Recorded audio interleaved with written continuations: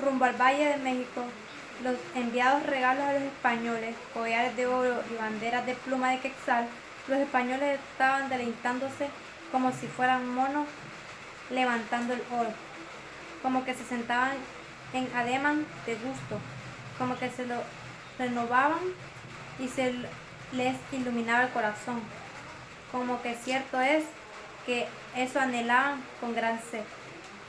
Se les hinchaza el cuerpo por eso, tienen hambre furiosa de eso, como unos puercos hambrientos hacia el oro, dice el texto de Naúl preservado en el Códice Florentino. Más adelante, cuando Cortés llegó a Tenochtitlán, la espléndida capital azteca, los españoles entraron a la casa del tesoro y luego hicieron una gran bola de oro y dieron fuego, encendieron, prendieron llama a todo lo que restaba. Por valioso que fuera, con lo cual todo ardió, y en cuanto al oro, los españoles lo redujeron a barras. Hubo guerra y finalmente Cortés, que había perdido Tenochtitlán, lo reconquistó en 1521. Y ya no teníamos escudo, ya no teníamos macanas, y nada teníamos que comer, ya nada comíamos. La ciudad devastada, incendiada y cubierta de cadáveres cayó, y toda la noche llovió sobre nosotros. La horca y el tormento no fueron suficientes. Los tesoros arrebatados nos colmaban mucho la existencia que la imaginación, y durante largos años excavaron los españoles el fondo del lago de México en busca del oro y de los objetos preciosos presuntamente escondidos por los indios. Pedro de Alvarado y sus hombres se abatieron sobre Guatemala, y eran tantos los indios que mataron que se hizo un río de sangre que viene a ser el Olintepeque. Y también el día se volvió colorado por la mucha sangre que hubo aquel día. Antes de la batalla decisiva, y vistóse, los indios atormentados les dijeron a los españoles que no los atormentaran más, que allí les tenía mucho oro, plata, diamantes y esmeraldas que les tenían los capitanes.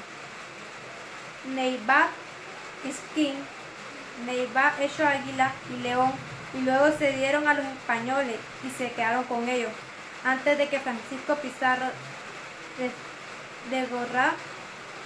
degorrara al Inca Atahualpa.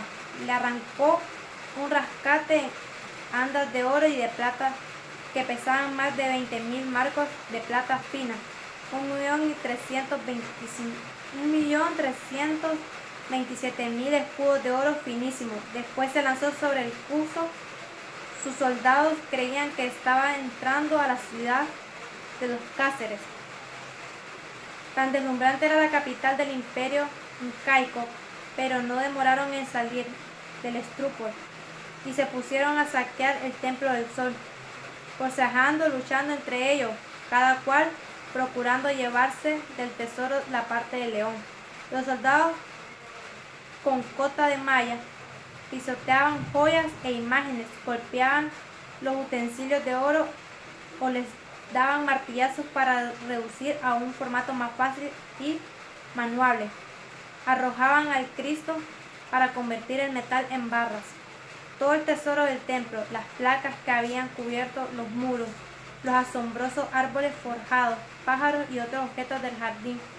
Hoy día, en el Zócalo, la inmensa plaza desnuda del centro de la capital de México, catedral católica, se alza sobre las ruinas del templo más importante de Tenochtitlán, y el palacio de gobierno está emplazado sobre la resistencia de Cuauhtémoc, el jefe azteca ahorcado por Cortés.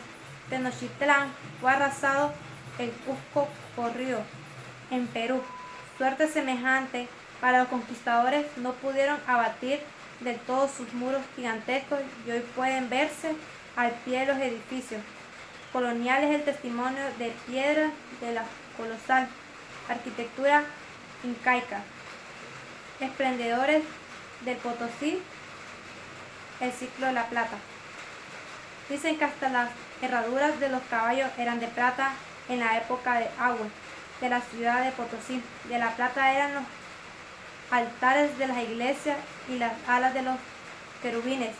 En las procesiones en 1658, para la celebración de Corpus Christi, las calles de la ciudad fueron desemperadas desde la matriz hasta la iglesia de Recoletos y totalmente cubiertas con barras de plata en Potosí. La plata levantó templos y palacios, monasterios y garitos, ofreció motivo a la tragedia y a la fiesta, derramó la sangre y el vino encima de la codicia y desató el despilfarro y la aventura. La espalda y la cruz marchaban junto en la conquista y el despojo colonial.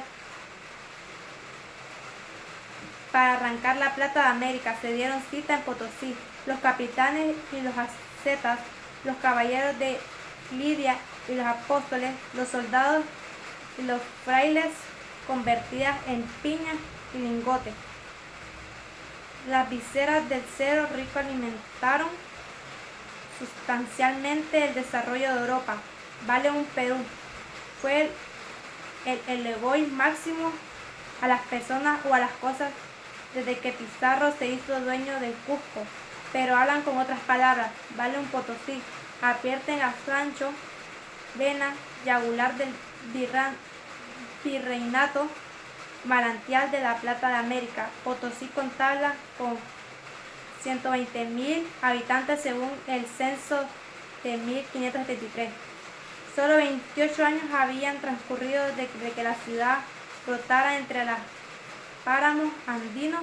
Ya tenía como parte de la magia la misma población que Londres y más habitantes que Sevilla, Madrid, Roma o París, hacia 1650. El nuevo censo adjudiciaba a Potosí 160.000 habitantes.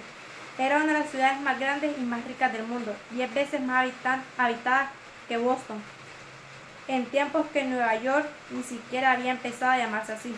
La historia de Potosí no había nacido con los españoles. Tiempo antes de la conquista, el inca Huayna Cápac había oído hablar a sus vallazos del Sumac Orcod, el cerro hermoso, y por fin pueden verlo cuando se hizo llevar enfermo a las termas de Tarapaya, desde las chozas pajizas del pueblo de Catacumarca. Los ojos del Inca contemplaron por primera vez aquel cono perfecto que se alzaba orgulloso por entre las altas cumbres de la serranía. Quedó estupefacto los infinitas tonalidades rojizas, la forma esbelta y tamaño gigantesco del cerro siguiente, siendo motivo de admiración y asombroso en tiempos siguientes. Pero el Inca había sospechado que en su entraña debía albergar piedras preciosas y ricos metales, y había querido sumar nuevos adornos al templo del sol en el Cusco. El oro y la plata que los incas arrancaban de las minas de Colqueporco y Andacaban no salía de los límites del reino, no servían para comercio sino para adorar a los dioses. No bien los mineros indígenas clavaron sus pedernales en los filones de plata del cerro hermoso, una voz cavernosa los derivó. Era una voz fuerte como el trueno que salía a las profundidades de aquella breña y decía: en Callao no es para ustedes. Dios reserva estas riquezas para los que vienen de más allá. Los indios huyeron despavorecidos y el Inca abandonó el cerro antes. Le cambió el nombre. El cerro pasó a llamarse Potosí, que significa truena, revienta, hace explosión. Los que vienen de más allá no demoraron mucho en aparecer. Los capitanes de la conquista se abrían paso. Huayna Cápac ya había muerto cuando llegaron en 1545. El indio Hualpal corría tras las huellas de una llama fugitiva y se vio obligado a pasar la noche en el cerro. Para no morirse de frío, hizo fuego. La fogata alumbró una hebra blanca y brillante. Era plata pura. Se desencadenó la avalancha española. Fluyó la riqueza. El emprendedor Carlos vivió protentas señales de gratitud otorgadas a Potosí el título de Villa Imperial y su escudo con esta inscripción: soy el rico Potosí, del mundo soy el tesoro, soy el rey de los montes y envidia soy de los reyes. Apenas 11 años después del hallazgo de Hualpal, ya la recién nacida Villa Imperial, celebrando la coronación de Felipe II con festejos que duraron 24 días y costaron 8 millones de pesos fuertes. Llovían los buscadores de tesoro del Hipósito Pareja, el cerro a casi 5.000 metros de altura. Era el más poderoso de los imanes, pero a su piel la vida resultaba dura. Inclementa se pagaba el frío como si fuera